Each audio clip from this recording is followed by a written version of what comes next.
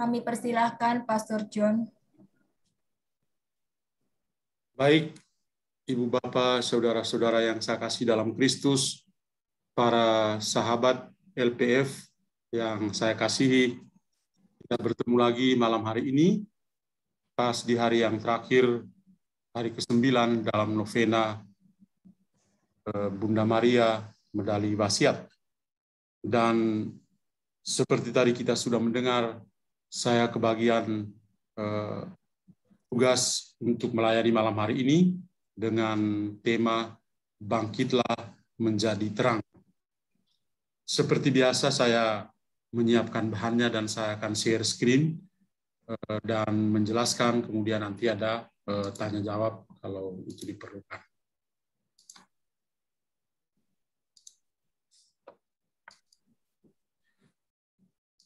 Baik, kita akan merenung dan belajar bersama Bangkitlah Menjadi Terang. Karena ini hari yang ke-9, meskipun tadi dalam doa dan juga selama hari-hari ini pasti ada romo yang membawakan renungan, mereka juga menyinggung tentang novena Medali Wasiat. Tapi baik bahwa kita juga punya satu kelebihan, yaitu kita mudah lupa. Oleh karena itu, mengawali renungan malam hari ini, saya coba untuk mengingat-ingatkan kembali kita tentang novena Medali Wasiat ini, karena ini sebuah doa yang sangat populer, terutama di masa-masa yang sulit, yang dialami baik secara pribadi maupun secara kelompok dalam keluarga atau komunitas. Doa ini sangat populer. Dan kalau kita bicara tentang medali wasiat, semua orang pasti langsung berpikir tentang medali ya, yang dikenakan di leher, di mana di medali itu ada gambar atau ikon Bunda Maria yang dikandung tanpa noda dosa.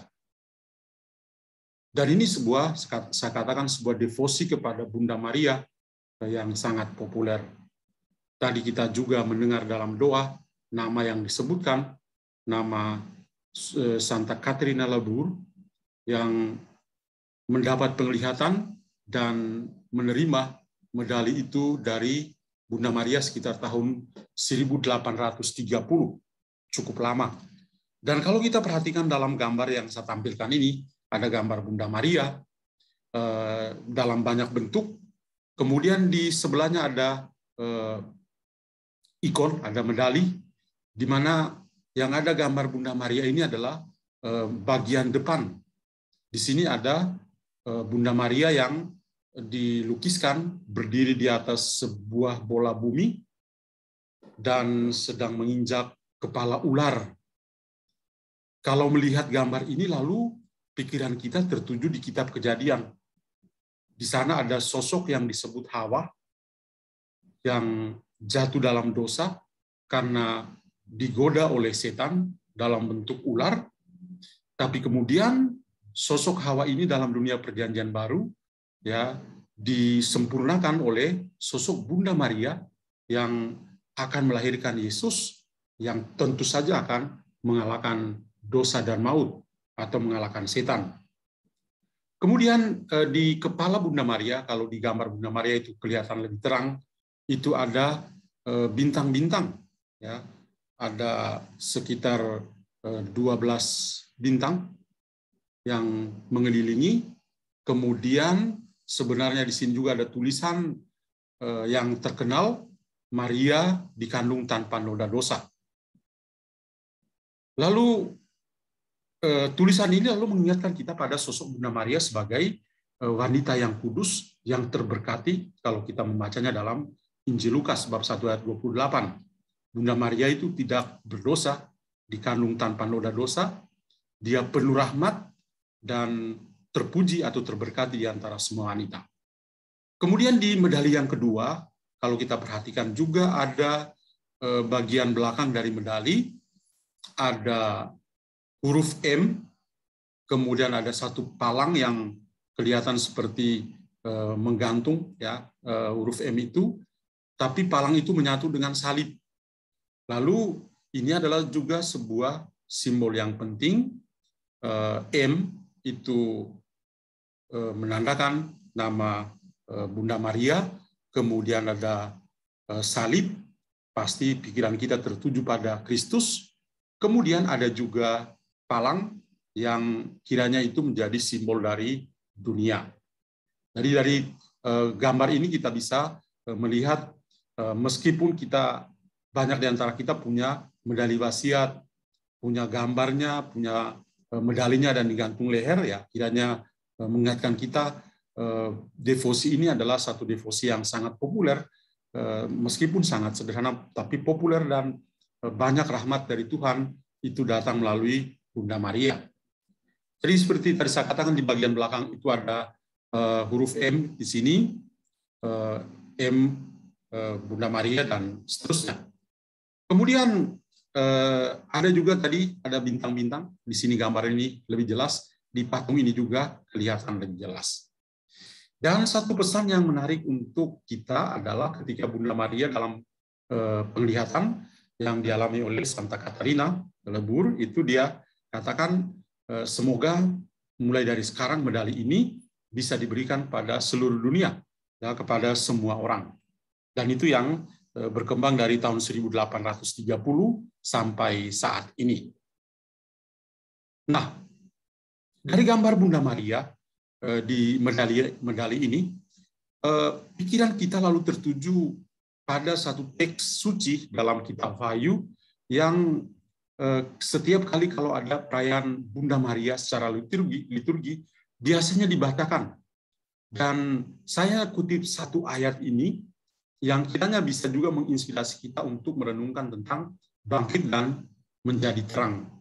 Ayat ini dari kitab Wahyu bab 12 ayat 1, yaitu tampaklah suatu tanda besar di langit, seorang perempuan berselubungkan matahari dengan bulan di bawah kakinya, dan sebuah mahkota dari 12 bintang di atas kepalanya. Nah, kita kembali ke medali wasiat, lalu wanita yang berselubungkan matahari adalah Maria sebagai Hawa baru yang mengalahkan setan. Kemudian ada 12 bintang yang kiranya itu melambangkan kehadiran para rasul, tapi lebih dari itu, para rasul itu mewakili gereja. Bunda Maria menjadi Bunda Gereja atau Bunda kita semua. Tapi bahwa dalam kitab Wahyu dikatakan dia sebagai, ya, dia berselubungkan matahari, pikiran kita lalu tertuju pada Bunda Maria juga yang mengandung dan melahirkan putranya, yaitu Yesus Kristus, sebagai sang terang dunia. Ya, kalau kita ingat dalam masa Natal, ya, simbol bintang ini menjadi sangat penting.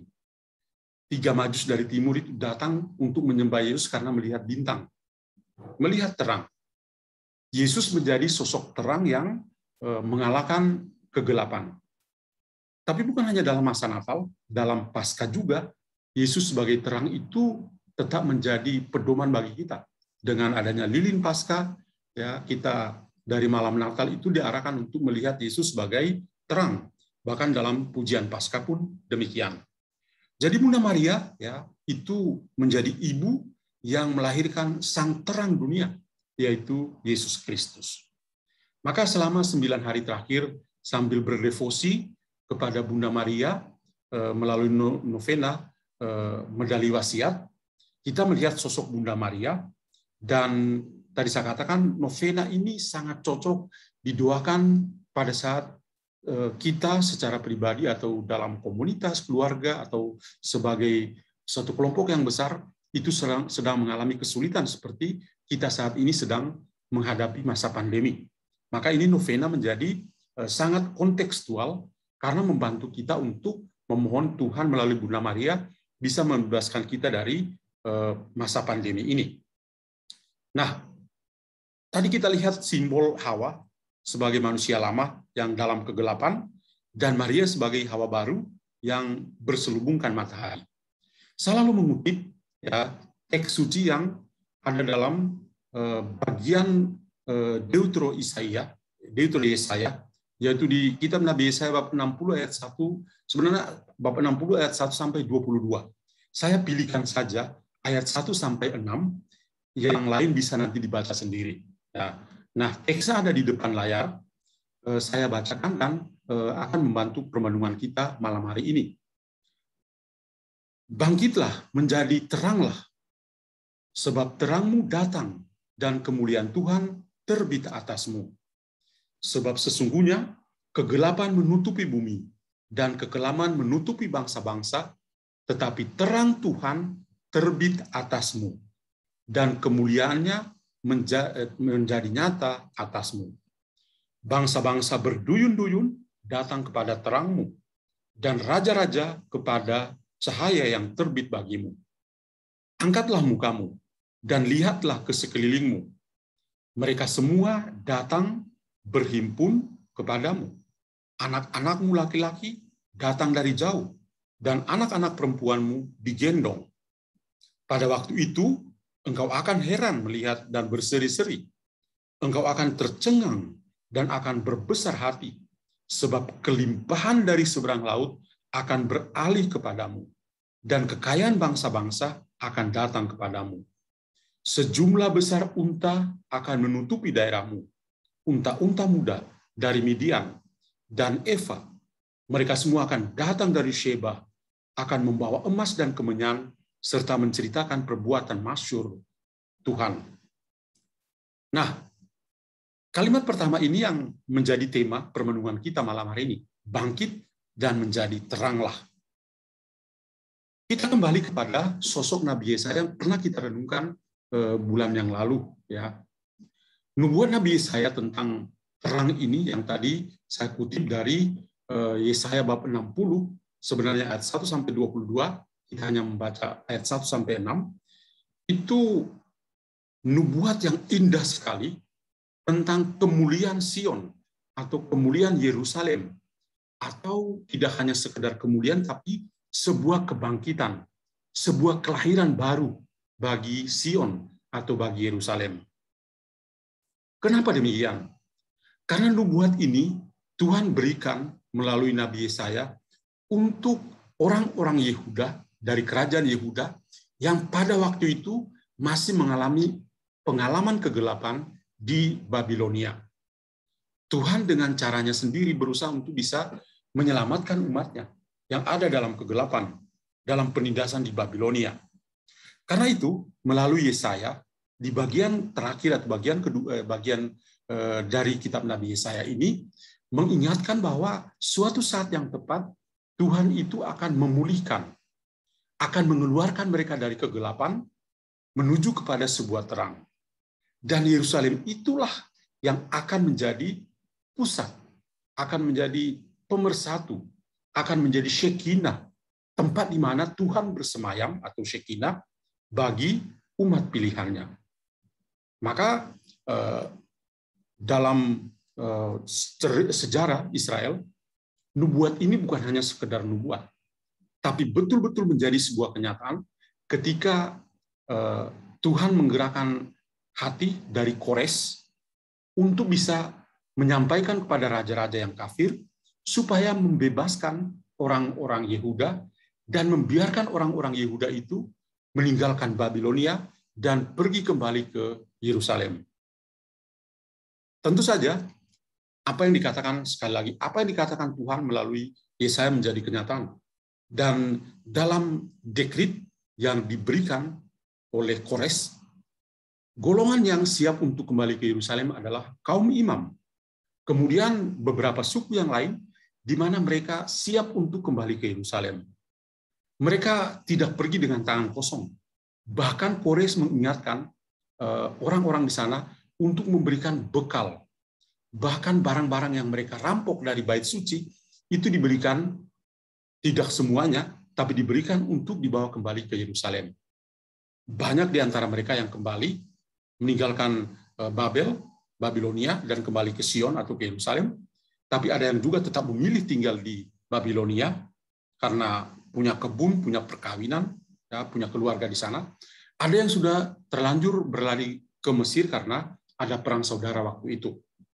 Jadi nubuat ini menjadi kenyataan. Orang-orang Yehuda itu kembali ke Yerusalem, ke Sion, dan di sanalah kalau kita membaca kitab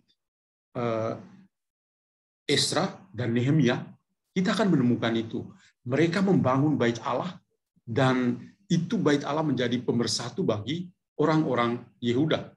Mereka berkumpul bersama, mendengarkan sabda, mereka bahkan terharu dan menangis seharian karena bisa berkumpul bersama di dalam bait suci yang pernah ditinggalkan.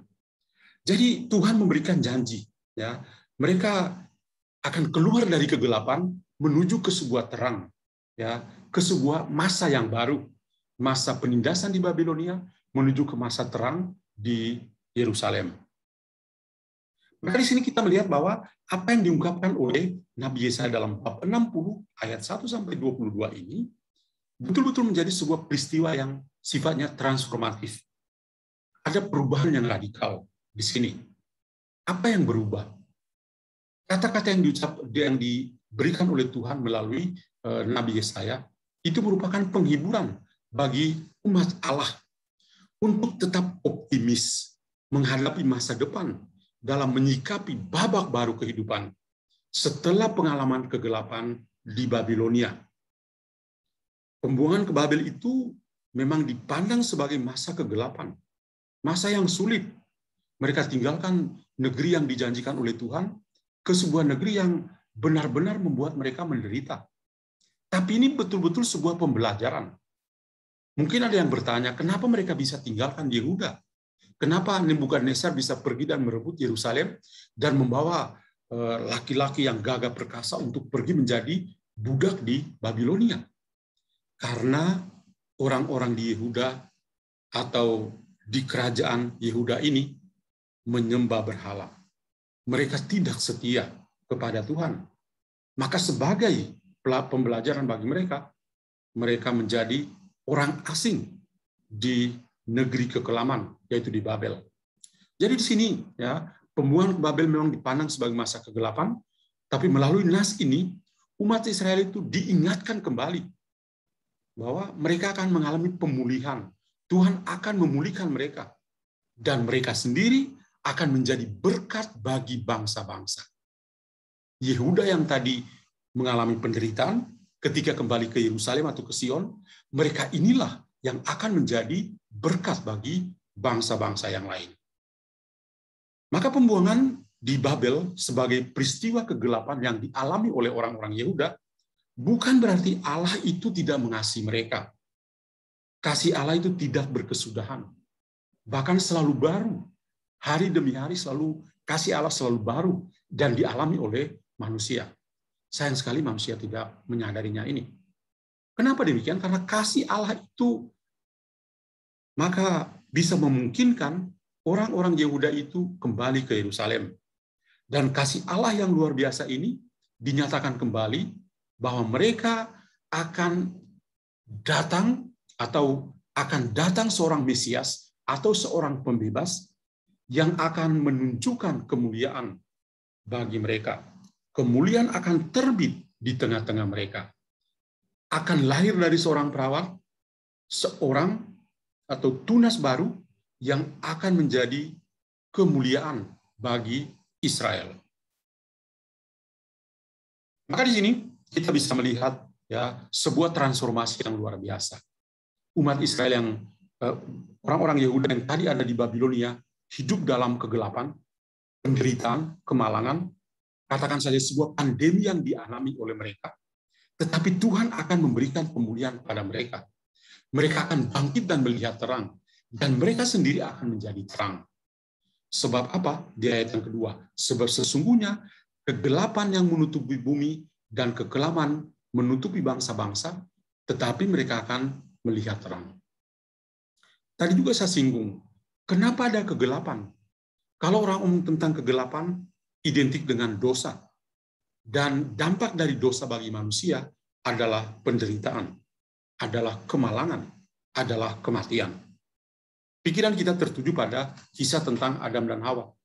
Ketika mereka jatuh dalam dosa, yang ada pada mereka adalah apa? Mereka menderita. Mereka harus bekerja. Adam harus mengubah tanah supaya bisa menjadi roti. Si Hawa itu menjadi ibu dari segala makhluk, tapi ketika dia melahirkan akan mengalami penderitaan ketika melahirkan. Dan itu pengalaman yang dialami sepanjang sejarah hidup manusia. Akibat dari dosa asal adalah ada dampaknya, ada kegelapan, ada kematian yang dialami, ada penderitaan yang dialami oleh setiap orang. Dan kita sebagai orang-orang yang percaya pada Kristus, ketika kita katakan sebagai sebuah proses transformasi, ya, bangkit dan teranglah atau bersinarlah, lalu kita ingat sosok Yesus. Yesus adalah jaminan bagi kita. Dialah yang membebaskan kita dari kegelapan akibat dosa. Dialah yang menjadi terang bagi dunia. Kalau kita baca Injil Yohanes, ya, Yesus adalah terang dunia. Dialah kebebasan yang memerdekakan kita, dan dia adalah terang yang menerangi kegelapan hidup kita. Dialah yang akan memberikan hidup baru kepada kita karena mengalahkan maut, mengalahkan kegelapan, dan memberikan terang kepada kita. Karena itu, ya, sebagaimana dinubuatkan oleh Nabi Yesaya, bangsa-bangsa yang hidup dalam kegelapan pun akan datang ke Sion dan akan melihat dan mengalami terang itu. Nah, bagaimana dengan pengalaman rohani kita?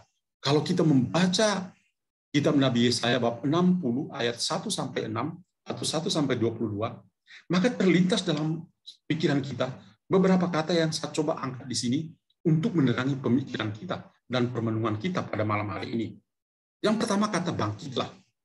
Kata bangkitlah ini Tuhan mau supaya memberikan rasa optimisme, memberikan rasa percaya diri, memberikan harapan kepada bangsa pilihannya, orang-orang Yehuda yang ada di Babilonia, untuk kembali ke Sion dan menata kembali iman dan kepercayaan mereka setelah jatuh, setelah terpuruk.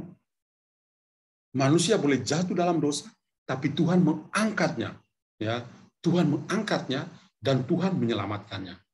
Jadi di sini bangkitlah itu adalah sebuah perasaan optimisme, sebuah harapan baru, sebuah, ya, rasa percaya diri yang Tuhan berikan kepada manusia, dan supaya manusia semakin percaya bahwa Tuhanlah yang memberikan pemulihan kepada seluruh persoalan hidupnya.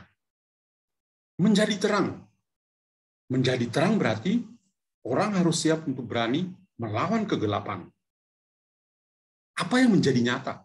Kalau kita coba merenung tentang perkataan-perkataan Yesus dalam Sabda Bahagia, dia mengatakan, kamu adalah garam dunia. Kamu adalah terang dunia. Garam itu bisa punya fungsi kalau dia bisa kehilangan jati dirinya, kehilangan butir-butirnya, kehilangan dirinya, masuk dalam makanan, dan dari dalam dia bisa memberikan rasa pada makanan itu. Terang itu bisa berguna kalau ada kegelapan. Jadi ketika bicara tentang garam dan terang, bicara tentang hidup kita yang nyata. Pertama kita melihat sosok Yesus yang menjadi garam dan terang bagi kita karena mengubah totalitas kehidupan kita. Membaharui kehidupan kita. Tapi yang kedua, ketika kita bicara tentang Yesus sebagai yang mengatakan kita sebagai garam dan terang, itu kita tunjukkan dengan perbuatan-perbuatan baik. Maka Tuhan Yesus dalam Injil Matius bab 5 ayat yang ke-16, dia katakan begini, hendaklah terangmu itu bercahaya di depan orang, supaya mereka melihat perbuatanmu yang baik. Melihat perbuatanmu yang baik. Perbuatan baik itu adalah menjadi garam, menjadi terang bagi kita. Dan dengan melihat perbuatan baik itu, mereka bisa memuliakan Bapa yang di surga. Hidup orang dalam kegelapan, kita bisa memberi terang kepada mereka dengan perbuatan-perbuatan baik. Berbuat baik itu seperti bumerang. Apa yang kita lakukan itu akan kembali pada diri kita sendiri. Maka jangan pernah menyesal untuk berbuat baik. Bagaimana dengan pengalaman kita yang konkret? Kalau tadi Yesaya sedang bernubuat untuk orang-orang Yehuda di Babilonia, hidup dalam kegelapan, karena menjadi budak, menjadi pekerja di negeri asing. Pengalaman kita saat ini adalah kita ada dalam masa pandemi. Dan pandemi itu belum selesai. Masa pandemi adalah sebuah pengalaman kegelapan bagi kita. Sudah 2 tahun kita mengalami hidup seperti ini. Dan banyak sekali kesulitan. Tadi dalam doa-doa juga kita ungkapkan, ya, berbagai macam kesulitan, berbagai macam penderitaan, berbagai macam kemalangan yang kita alami selama ini. Pengalaman kegelapan, kesulitan dalam bidang ekonomi, banyak kita semua mengalami kesulitan. Krisis ekonomi. Kalau bicara tentang penderitaan, banyak di antara kita yang hadir dalam doa malam hari ini adalah kalian yang pernah atau yang pernah mengalami betapa beratnya, susahnya menjadi pasien COVID-19. Atau penderitaan yang lain, kemalangan yang lain. Ketika kita kehilangan orang-orang yang kita kasihi. Banyak di antara kita yang kehilangan saudara-saudara, sahabat kenalan yang meninggal akibat C-19 ini. Ini betul-betul sebuah pandemi, sebuah pengalaman Babilonia baru di masa sekarang ini. Babilonia zaman now itu sedang kita alami. Dan apakah Tuhan membiarkan Babilonia itu ada dalam hidup kita? Sebagai orang beriman, saya katakan tidak. Tuhan tidak membiarkan kegelapan ini selama-lamanya. Di dalam terowongan yang gelap, di ujungnya ada titik yang terang. Tidak selamanya terowongan itu gelap. Ada terang kok. Maka ada titik terang dalam kehidupan kita. Ada banyak kita dalam hidup setiap hari mendengar yang namanya prokes. Taatilah protokol kesehatan. Itu adalah sarana yang bisa membantu kita. Itu adalah titik terang bagi kita. Menjauhkan kita dari pandemi ini. Atau vaksinasi. Atau yang lebih tinggi, proses penyembuhan yang dialami. Ya, jadi kita punya pandemi baru, pandemi itu seperti Babilonia baru, masa kini. Dan itu seperti pengalaman orang-orang Yehuda. Tapi Tuhan juga akan menyerukan pada kita, bangkitlah dan teranglah. Dialah yang punya kuasa untuk mengeluarkan kita dari kegelapan, dari Babilonia yang sedang kita alami ini.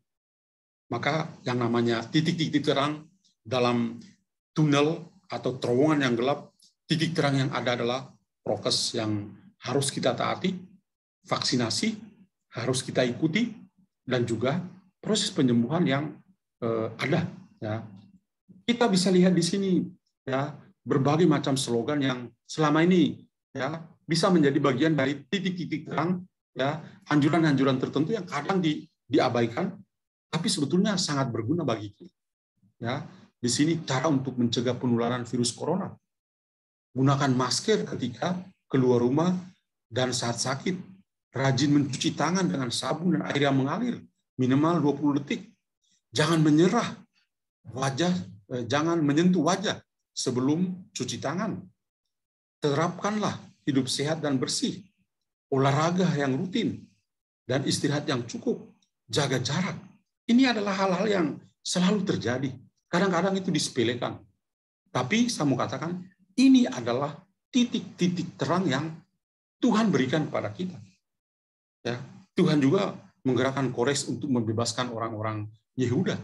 Tuhan juga menggerakkan hati dari para tenaga nakes, tenaga kesehatan, menggerakkan hati pemerintah untuk mengingatkan kita bahwa kita perlu titik-titik terang ini, prokes dan juga vaksinasi dan lain sebagainya. Jadi kita sebagai orang beriman seharusnya menerima itu sebagai ya bagian dari rencana Tuhan untuk menyelamatkan kita. Tadi dengan contoh Babilonia, Tuhan itu menggerakkan bukan orang beriman loh.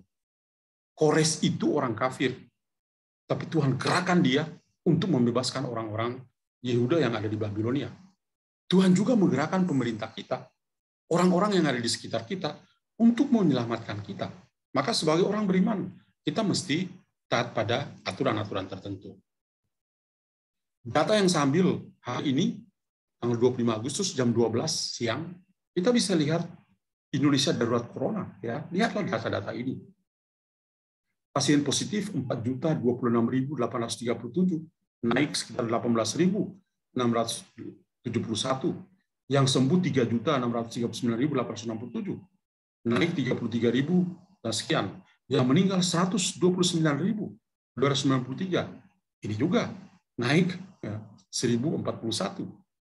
Vaksinasi tahap pertama sudah 59 juta dari berapa jumlah orang Indonesia.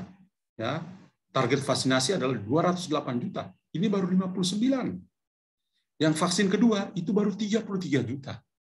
Semua ini adalah ya gambaran yang di atas itu membuat kita bercermin dan menjaga diri. Sebagai saya katakan tadi, titik-titik terang yang Tuhan rencanakan untuk kita. Ya, ini.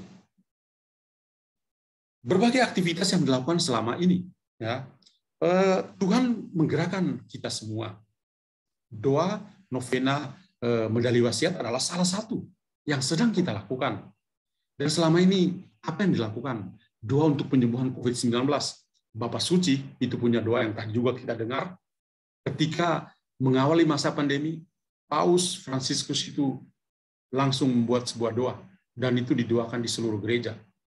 Bapak Uskup, ya di setiap keuskupan, kita di Keuskupan Agung Jakarta misalnya, Bapak Kardinal punya satu doa yang sangat bagus yang di setiap paroki juga didoakan, atau kita mendoakan secara pribadi, ya, di paroki, di keluarga, dan lain sebagainya.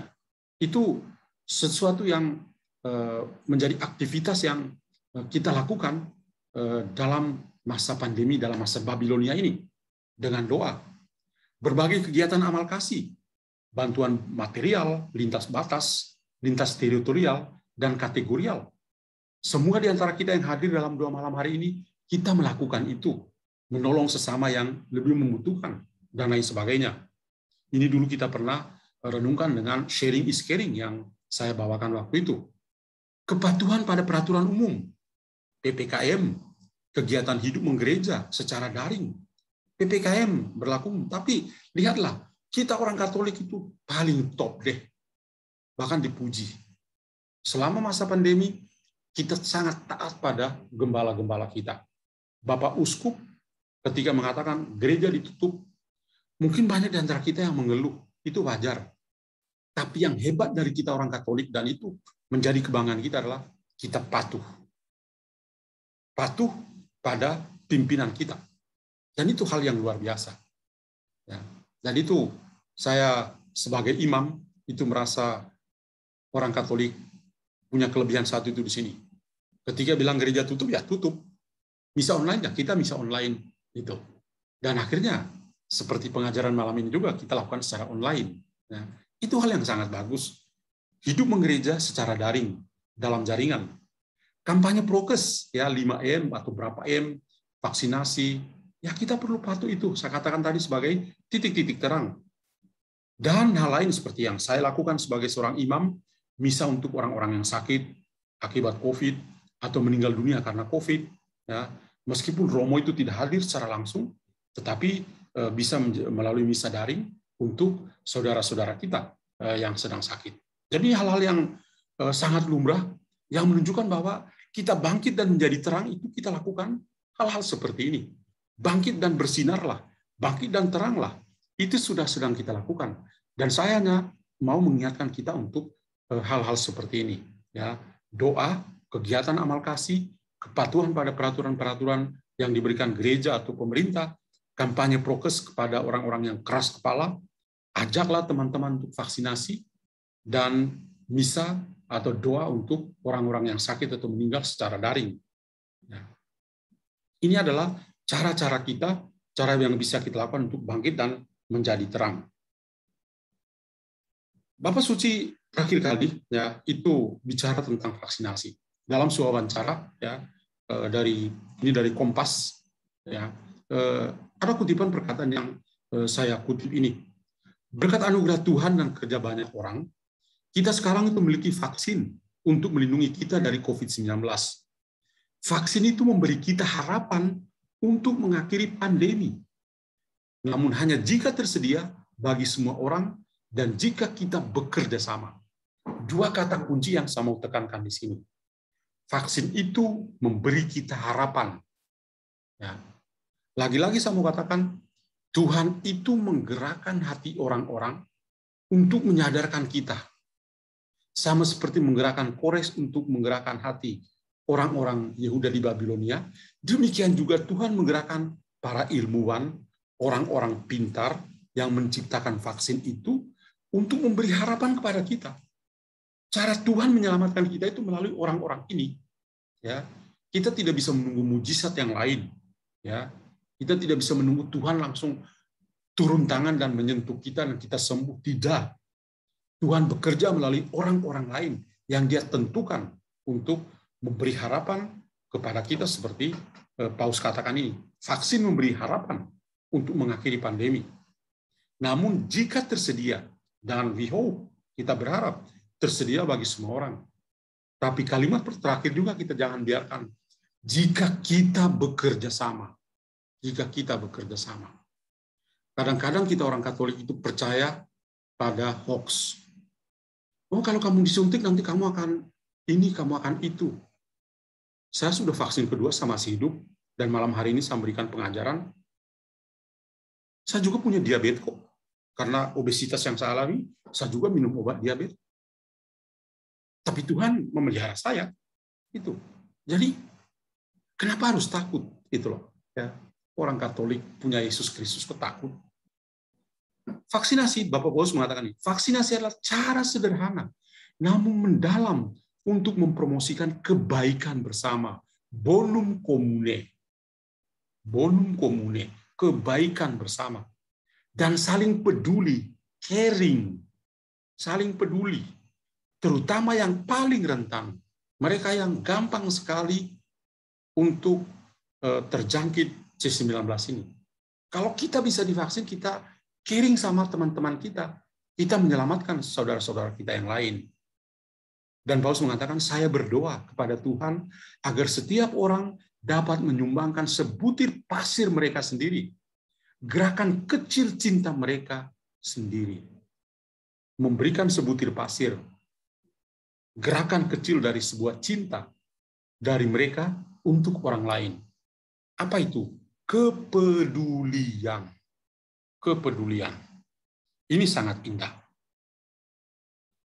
Maka, Ibu Bapak Saudara sekalian, saya mengakhiri renungan dan permenungan pengajaran malam hari ini dengan sebuah refleksi bangkitan menjadi terang.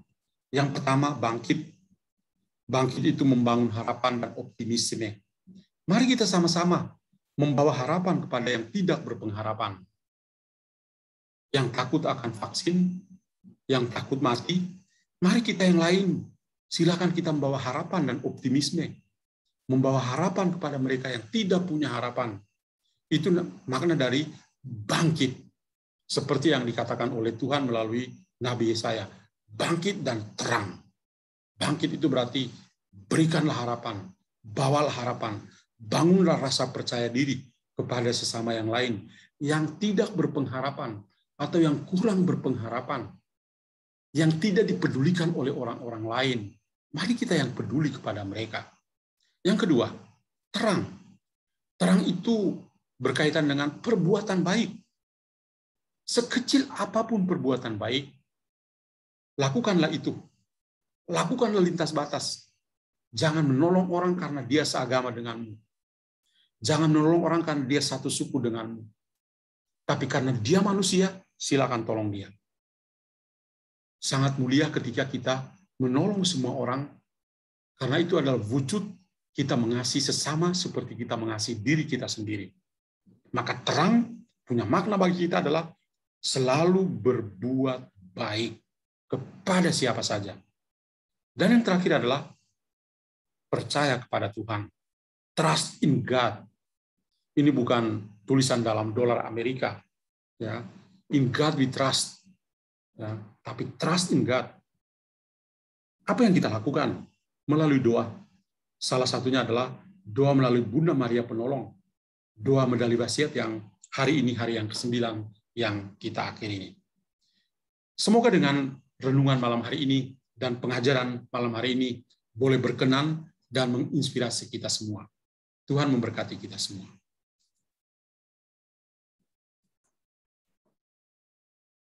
Terima kasih, Pastor John Laba. Ya. atas renungan dan pengajaran yang meneguhkan kita semua yang pada saat ini, pada masa COVID-19 ini, kita semua berada dalam masa kesulitan, penderitaan, tapi jika kita percaya kepada Tuhan dan memohon bantuannya dengan sungguh-sungguh, pasti Tuhan akan membantu kita dan akan menyatakan kemuliaannya pada waktu yang tepat, ya Pastor. Amin. Dan kita juga diingatkan bahwa dengan masa pandemi ini kita juga masih bisa menjadi terang bagi dunia, melakukan kebaikan-kebaikan bagi sesama kita. Demikian, Pastor. Ya.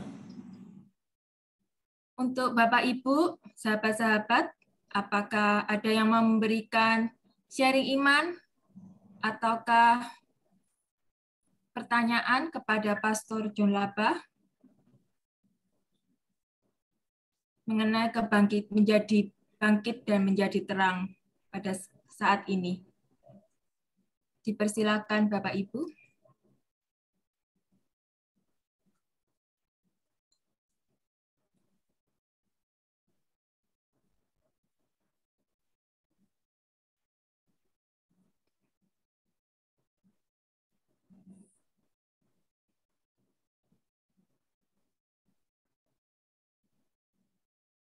Mungkin sangat jelas penjelasan saya.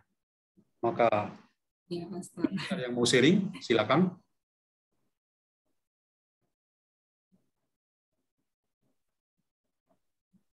Bapak Yosef mungkin?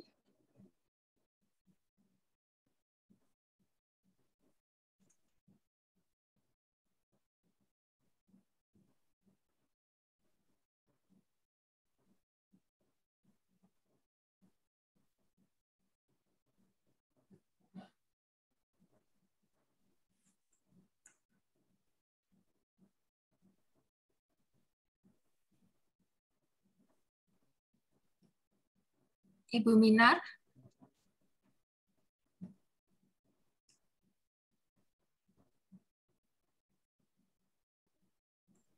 Wah, saya senang. Saya senang kalau tidak ada yang bertanya kan. Sudah jelas tadi. Sudah jelas ya, Pastor. Ya. Kalau gitu kita dengan doa saja.